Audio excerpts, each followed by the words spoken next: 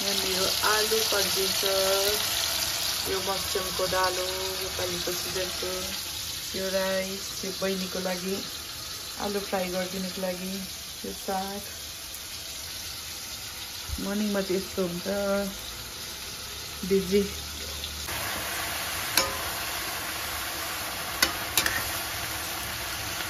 साग र आलु विन्टरमा चाहिँ सागको भेराइटी हुन्छ र पनि हामीलाई चाहिँ यो रायो सागै बेस्ट लाग्छ अरू साग हेरेर छ ला सानो हरायो है सानो हरायो है सानो कहाँ छ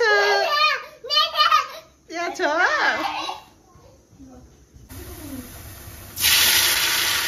आजको लागि आलु फ्राई सब्जी खान मान्दैन नयाँ आलुमा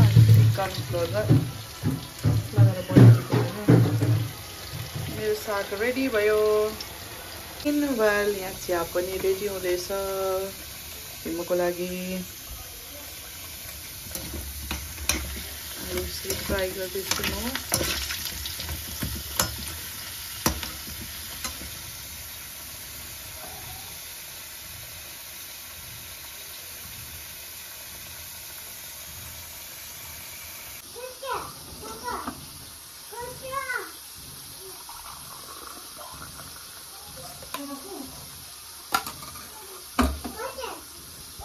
आज चाहिँ म डिनरमा खिर बनाउँदैछु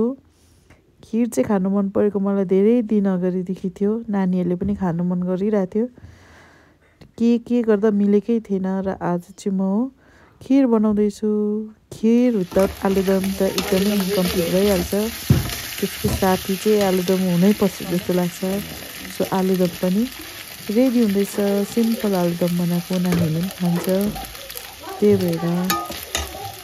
तपाईँहरूलाई कस्तो लाग्छ खाऊ छिटो खाऊ आलु खाऊ अब यहाँ चाहिँ हेरिहाल्नुहोस् न तमासा टेबल क्लोथ कति बदमासन ठुलो नानीलाई चाहिँ मनपर्छ खिर छोरी र ठुलो नानीलाई सानोले चाहिँ बदमासै मात्रै गर्छ नि त